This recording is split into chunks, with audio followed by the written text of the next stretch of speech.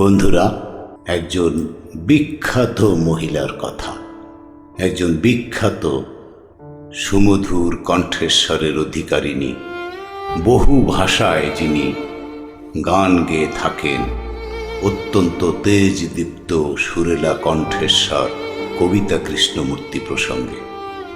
কবিতা কৃষ্ণমূর্তি সুব্রমণিয়াম, তার আসল নাম ছিল শারদা কৃষ্ণমূর্তি। শারদা কৃষ্ণমূর্তি নামে 1998 সালের 25শে জানুয়ারিতে জন্মগ্রহণ করেন। তিনি একজন জনপ্রিয় ভারতীয় সঙ্গীত শিল্পী। তিনি ভারতীয় উপমহাদেশের বিভিন্ন ভাষায় গান করেছেন। বিশেষ করে শাস্ত্রীয় সঙ্গীতে তিনি অসামান্য অবদান রেখেছেন। এছাড়াও বিভিন্ন চরিত্রে, বিভিন্ন চলচ্চিত্রে তিনি গান করেছেন। বিখ্যাত সঙ্গীত পরিচালকদের মধ্যে A.R. রহমান, R.D. বর্মন প্রমুখের সাথে তিনি কাজ করেছেন। তিনি 4 বার ফিল্মফেয়ার অ্যাওয়ার্ড অর্জন করেছেন। 2006 সালে সঙ্গীতে তার অবদানের স্বীকৃতি স্বরূপ ভারত সরকারের কাছ থেকে তিনি পদ্মশ্রী খেতাব লাভ করেন।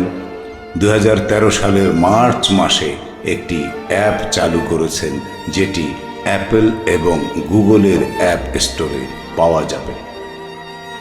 শৈশবকাল। কবিতা কৃষ্ণমূর্তির জন্মের সময় নাম ছিল শারদা কৃষ্ণমূর্তি। তিনি দিল্লির একটি তামিল পরিবারে জন্মগ্রহণ করেন। বাবার নাম T.S. কৃষ্ণমূর্তি। মিসেস ভট্টাচার্য নামে তাদের পারিবারিক সূত্রে বন্ধু, যাকে তিনি মামনি বলে সম্বোধন করেন, তাঁর কাছে প্রথম গান শিখতে শুরু করেন। প্রথম দিকে তিনি রবীন্দ্রসঙ্গীত শিখতেন। এরপর বলরামপুরীর কাছে শাস্ত্রীয় সঙ্গীত শেখেন। মাত্র 8 বছর বয়স থেকেই তিনি বিভিন্ন প্রতিযোগিতায় অংশগ্রহণ করতেন। কর্মজীবন। মাত্র 9 বছর বয়সেই জনপ্রিয় এবং কিংবদন্তি শিল্পী লতা মঙ্গেশকরের সাথে গান করার সুযোগ পান কবিতা কৃষ্ণমূর্তি। 14 বছর বয়সে তিনি মুম্বাইয়ে আসেন।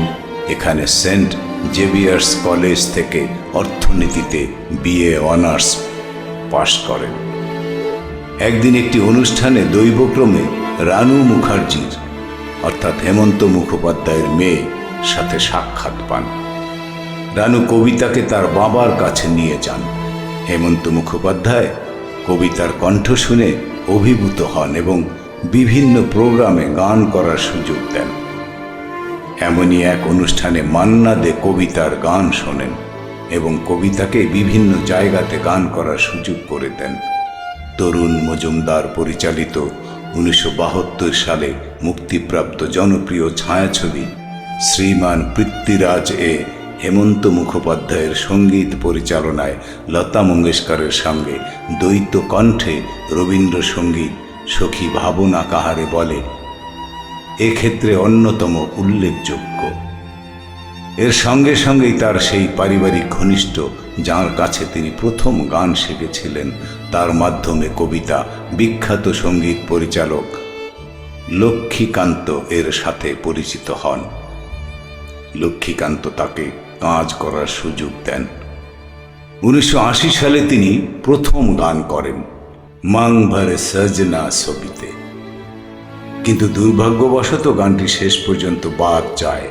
অবশেষে 1985 সালে বলিউডে তার আত্মপ্রকাশ ঘটে জনপ্রিয় হিন্দি চলচ্চিত্রে প্যার ঝুকতা নেহি এর তুমসে মিলকর না জানে কিউ গানটির মধ্য দিয়ে।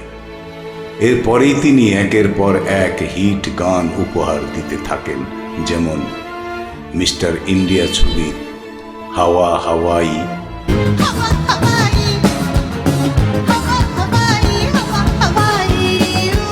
এবং করতে হ্যায় হাম প্যার মিস্টার ইন্ডিয়া সে।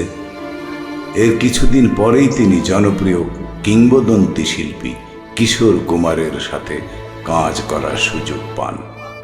1990 সালের দিকে তিনি লিডিং কণ্ঠশিল্পীদের তালিকায় চলে আসেন। এরপর থেকে আর পিছনে তাকাতে হয়নি কবিতা কৃষ্ণমূর্তিকে। কাজ করে গিয়েছেন একের পর এক বিখ্যাত ছবিতে এবং বিখ্যাত সঙ্গীত পরিচালকদের সাথে। এ লাভ স্টোরি, ইয়ারানা, অগ্নিসাক্ষী, ভৈরবী, খামোশি এমন সব চলচ্চিত্রে গান করার পর তিনি নিজেকে একটি অন্যতম উচ্চতায় তুলে ধরেন। কাজ শুরু করেন বিখ্যাত সব শিল্পী আর সঙ্গীত পরিচালকদের সাথে, যেমন বাপ্পি লাহিড়ী, এ.আর রহমান, ইসমাইল দরবার, নাদিম শ্রাবণ, যতীন ললিত, রিজু শাহ এবং অনু মালিকদের সাথে। এছাড়াও তিনি অনেক শিল্পীর সাথে ডুয়েট গান করেন, যেমন কিশোর কুমার, সুরেশ ওয়াকার, কুমার শানু, উদিত নারায়ণ এবং সোনু নিগম।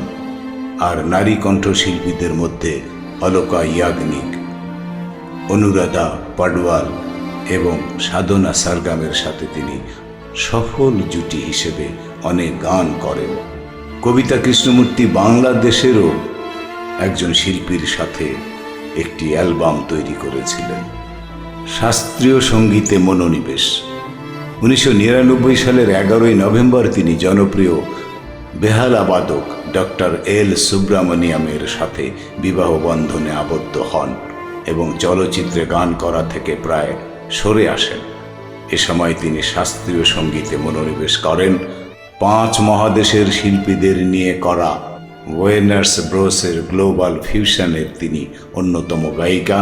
এ সময় তিনি যুক্তরাজ্য, মার্কিন যুক্তরাষ্ট্র, ইউরোপ, আফ্রিকা, অস্ট্রেলিয়া, দূরপ্রাচ্য, মধ্যপ্রাচ্য সহ বিভিন্ন জায়গাতে গান পরিবেশনের জন্য ভ্রমণ করেন, যেমন লন্ডনের রয়্যাল অ্যালবার্ট হল, ওয়াশিংটনের জন এফ কেনেডি সেন্টার, নিউ ইয়র্কের মেডিসন স্কয়ার ও লিঙ্কন সেন্টার এবং বেইজিং, সিঙ্গাপুর ও কুয়ালালামপুরের বিভিন্ন কনসার্টে তিনি অংশগ্রহণ করেন।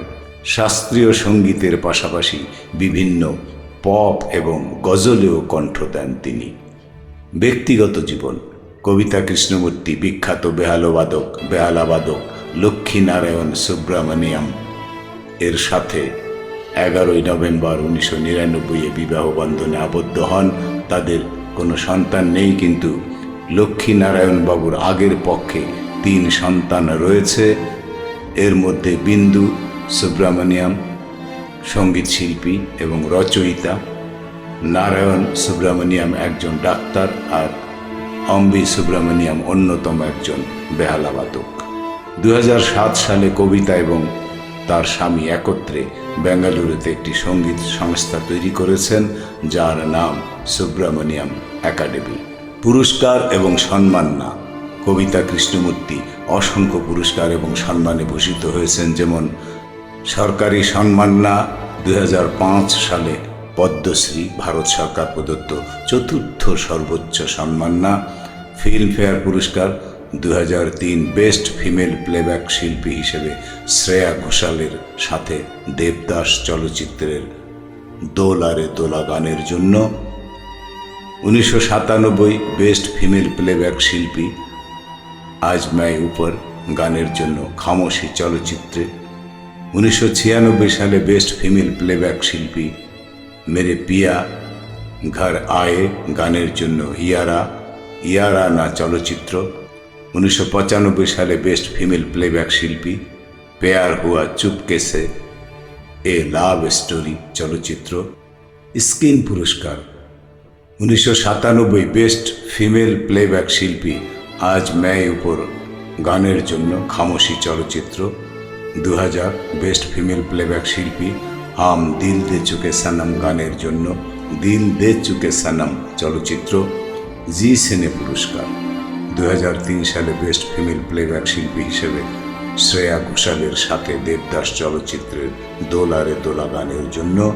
2000 সালে বেস্ট ফিমেল প্লেব্যাক শিল্পী নিমুরা গানের জন্য। আন্তর্জাতিকভাবে ভারতীয় চলচ্চিত্র একাডেমি পুরস্কার। 2003 সালে বেস্ট ফিমেল প্লেব্যাক শিল্পী হিসেবে শ্রেয়া ঘোষালের সাথে দেবদাস চলচ্চিত্রের দোলারে দোলা গানের জন্য। বন্ধুরা, সংক্ষেপে এই ছিল ভারতের অন্যতম দক্ষ, অভিজ্ঞ, বহুমুখী প্রতিভার অধিকারী, বহুভাষিক, বহু ভাষায় যিনি গান করেছেন, যেমন লতা মঙ্গেশকর, আশা ভোসলে, হেমন্ত মুখোপাধ্যায়, ঠিক তেমনি একজন, আমি বলবো, ভারতীয় সঙ্গীতের অন্যতম কিংবদন্তি কবিতা কৃষ্ণমূর্তির সংক্ষিপ্ত জীবনী। ভালো লাগলে সাবস্ক্রাইব করবেন, শেয়ার করবেন। হ্যাঁ বন্ধুরা, আমি বৃদ্ধ মানুষ, আমার বাংলা উচ্চারণের ভুল ত্রুটির জন্য ক্ষমা করে দেবেন। ধন্যবাদ।